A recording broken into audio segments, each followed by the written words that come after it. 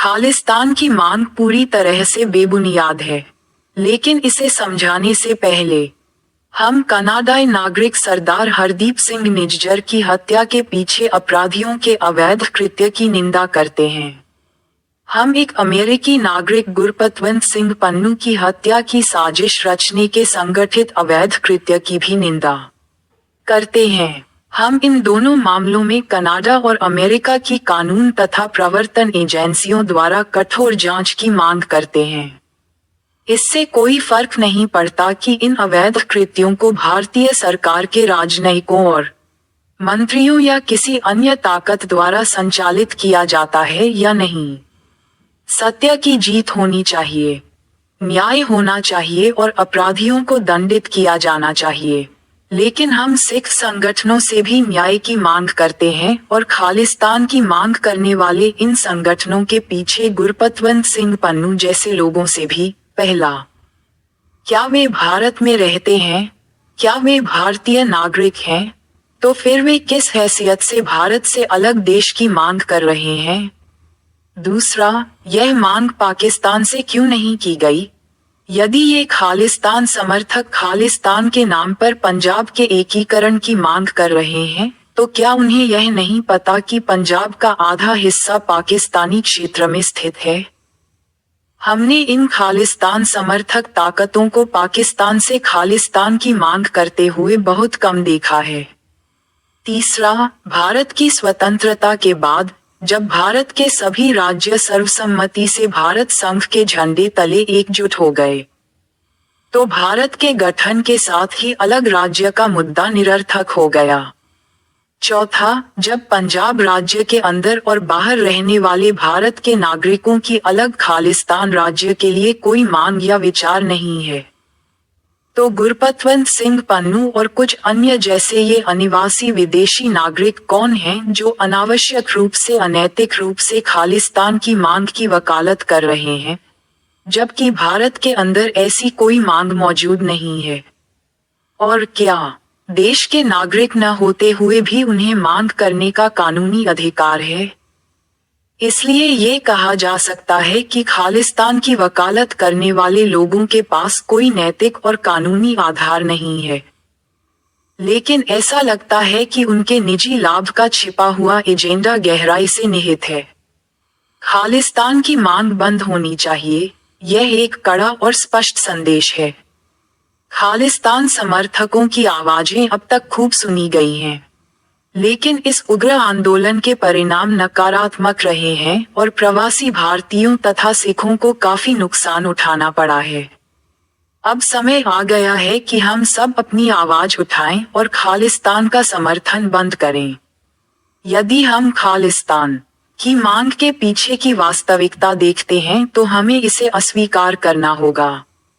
कुछ लोग खालिस्तान की आजादी के लिए लड़ाई जारी रखने का दावा करते हैं, लेकिन ये धोखा है। खालिस्तान की मांग से न केवल भारत को नुकसान होगा, बल्कि ये दुनिया भर में प्रवासी भारतीयों को भी नाखुश करेगी, क्योंकि इसे आधारहीन और भ्रामक लोगों की एक लंबी सूची का समर्थन प्राप्त है। खालिस्तान की मांग अपनाने से पहले हमें इसके विरोध में घटित घटनाओं को याद करना चाहिए। इस खेल ने अक्सर आंतरिक संघर्षों से निपटने के लिए भारत की अराजकता का फायदा उठाया है। ये बिल्कुल स्पष्ट है कि खालिस्तान भारत और सिखों के लिए लाभकारी विचार नहीं है।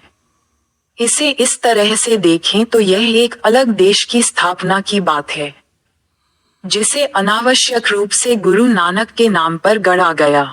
खालिस्तान नामक एक अलग देश का निर्माण, जिसका बहुमत भारत के आसपास ही रहेगा, ऐसी बात है जिसे हमें भूल जाना चाहिए। खालिस्तान के इस गैरकानूनी विचार के प्रति न केवल खुद को ताना मारने बल्कि हमारे रवैये का दुरुपयोग करने का भी कोई मतलब नहीं है। अपने भारतीय प्रवासियों को बढ़ाने के लिए हमें आपसी समझ विकसित करनी चाहिए तथा उन चीजों से ईर्ष्या नहीं करनी चाहिए जो हमें एक दूसरे से अलग नहीं करती। खालिस्तान की मांग का विरोध करके अब समय आ गया है कि हम खुद को साबित करें। हमारा उद्देश्य भ्रमित करना नहीं होना चाहिए, बल्कि हमें लगातार स्वयं को शिक्षित और तैयार करना चाहिए।